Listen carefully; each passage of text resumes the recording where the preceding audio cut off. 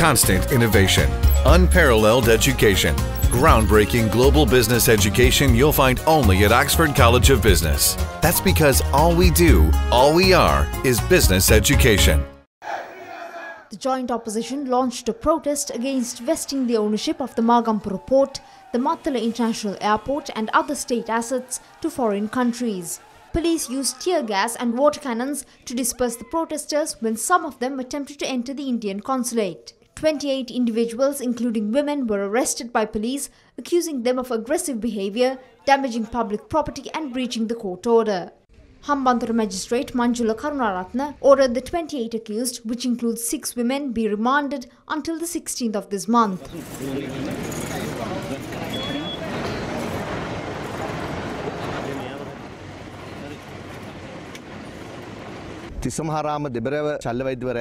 The police produced them before the magistrate's court without the recommendation of a surgeon. There is a journalist in this group.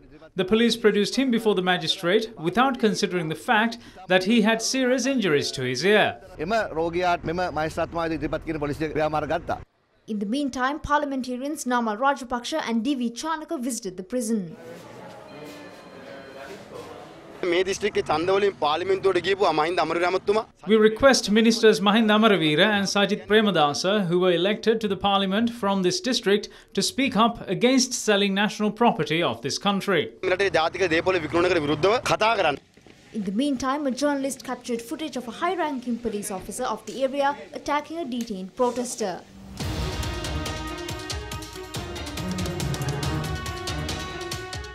Assistant Superintendent of Hambantota Police Tushar Dalwatta attacked the youth. Attorney at Law Pratibha Mahanamaheva points out that attacking a detainee is a violation of their fundamental rights.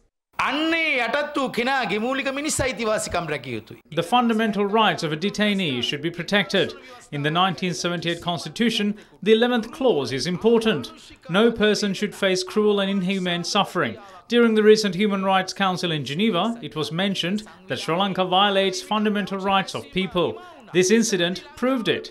An act of one person creates a stigma against the entire police force and the country. This victim has the right to file a case in Supreme Court. When contacted, police media spokesperson SP Ruwan Gunasekara said that an inquiry is launched into the alleged assault committed by an assistant superintendent of police on a detained protester. He added the investigation will be conducted under the DIG in charge of Mathura Tangol.